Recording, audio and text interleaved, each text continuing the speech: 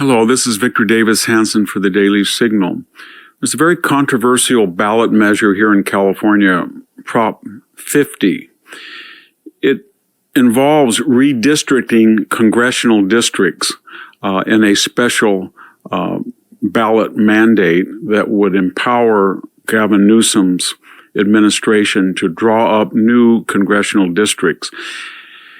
And the gist of it is that the Democrats feel that in the next midterms, they want to get at least 5 or 6 more congressional Democratic seats. They say it's in reaction to what Texas has done. Texas has redistricted, and it is going to pick up more Republican seats than it had before. And Gavin Newsom, who is running for president in 2028, has thrust himself into the controversy and said, I will do what Texas did. But there's a problem. If you look at all the gerrymandered districts in all 50 states and you compare them with the national vote, contemporary national vote of Democrat, Republican, they're already gerrymandered in favor of Democrats. Here in California, to take the most relevant example that involves Prop 15, we have 52 congressional districts. 52. Currently, there is only 9 Republicans out of that 52. That represents about 17% of the congressional district. However, in most statewide and national elections, Republicans usually poll about 40%. So, in other words, California is 23% underrepresented in its congressional districts in terms of Republican representatives right now. How did that happen? That happened because about a decade ago, Arnold Schwarzenegger, who ran as a conservative but metamorphosized into a centrist or moderate or maybe left center in his last years in office, created what he said was a nonpartisan redistricting commission. But when you actually looked at the people on that commission, they were either left or center left. And they gerrymandered California under the guise of a nonpartisan or bipartisan commission that took politics supposedly out of the equation. So what am I saying? We're going way beyond nonpartisanship that wasn't nonpartisan. We're going into extremism that is going to end up with just 4 or 5 Republican Congress representatives out of 52 seats.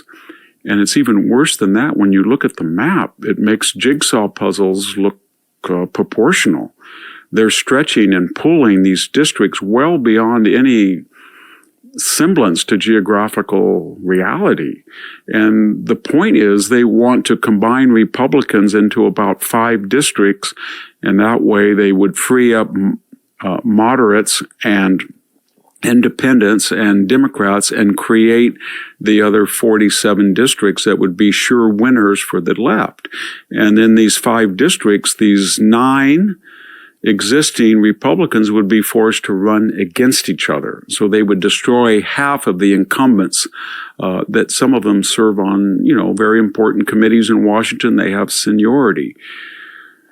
Gavin Newsom, moreover, when he's been asked about that, he says that he wants to punch these people. I guess he was referring to Republicans in general, or the Texas Republicans in particular. He wants to punch them in the mouth.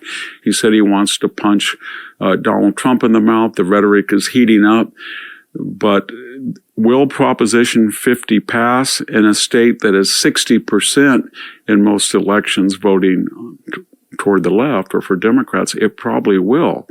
And we in California who are on the conservative side will go from 17% representation, not 40% of which reflects our actual numbers, but 17% now to about 9% after Proposition 50 passes. So I would urge everyone to take a very good look in California at this proposition.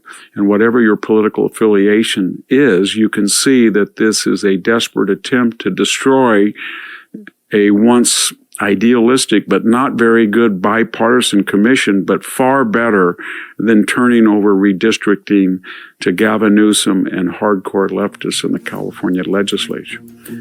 Thank you very much. This is Victor Davis Hanson for the Daily Signal.